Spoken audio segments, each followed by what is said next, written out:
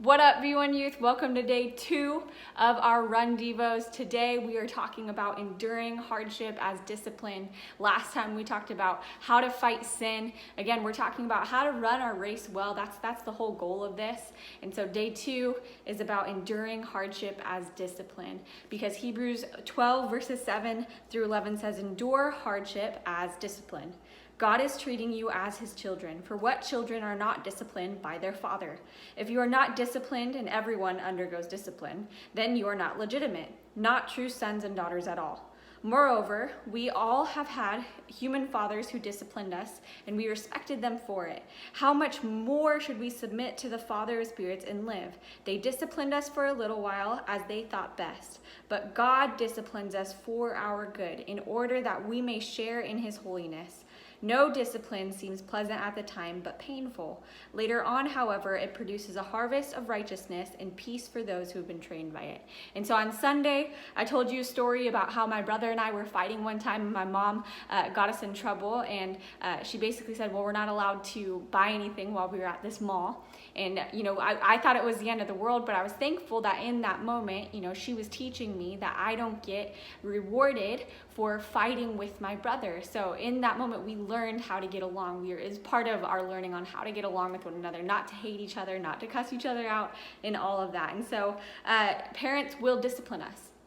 Parents have disciplined us. I'm pretty sure I'm sure you've been disciplined before by your parents. Maybe you got a timeout for hitting your sister or your brother, or maybe for saying a bad word, you got a soap in your mouth or something. But parents discipline their children so that they can learn to be better. In the same way, God disciplines us so that he can refine our character, and so that he can make us better people and better Christians. And so he will sometimes he will sometimes allow things to happen in our life to refine us.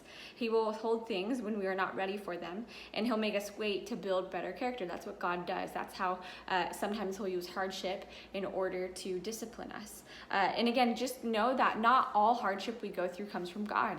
Sometimes it's caused by other things. And so, but when we do endure hardship, consider it as discipline from God. And so what do we do? What do we do when the Lord disciplines you? Well, Psalm 94 verse 12 through 14 says, blessed is the one you discipline, Lord, the one you teach from your law.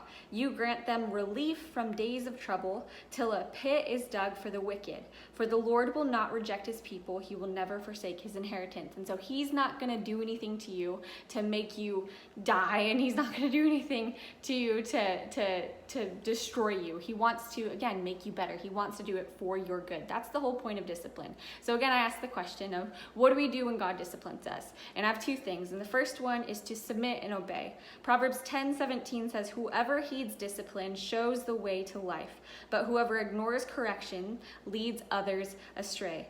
When we heed discipline, it leads to life. But when we lead others astray by not being obedient, that's where we get in trouble. And so the first thing is to submit and obey. That when God is disciplining you and when he's telling you to do something, submit to him and obey to him. And I kind of want to give you a definition of obedience versus submission, because obedience is following orders and commands, aka doing what you are told to do.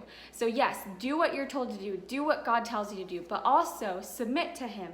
And submission is yielding to power or authority, aka doing what you're told to do with respect and honor, knowing that God is God and you are not. And so submit and obey. The second thing is to count it as joy. Count it as joy. James 1 verses 2 through 4 says, dear brothers and sisters, when troubles of any kind come your way, consider it an opportunity for great joy. For you know that when your faith is tested, your endurance has a chance to grow. So let it grow. For when your endurance is fully developed, you will be perfect and complete, needing nothing. When you endure hardship, your faith is strengthened, your character is refined, and your endurance has a chance to grow. That's what hardship does. Hardship will grow your character. God will use it to grow your character. You will be able to trust God easier. You will be a better man and woman of God. You will have a new appreciation for life and the people around you, and you will have a steadfastness and longevity that cannot be be shaken, and you'll be a light to others around you. And so when hardship comes your way, when hard times, when trial and tribulation comes your way, count it an opportunity for great joy, knowing that your faith is being strengthened and that you are becoming a better person, a better woman and man of God. And so hold on to that truth, hold on to that encouragement that hardship can be used for good. Romans 8:28 says that the Lord is going to work all things out for the good of those who love God and are called according to his purpose. God loves you and you are called according to his purpose. And so when you follow after him and when you look to him, he's going to help you endure that hardship, and he's going to refine you. He's going to discipline you and make you a better person. So we have a couple questions for you now. And so if you want to, you can discuss these with a parent, call up a friend. You can screenshot the questions now and talk about it with somebody later, or you can just simply journal them. Maybe you just want to go through and write some things down in your journal to go over these questions. But thank you, BYU Youth. We'll see you tomorrow.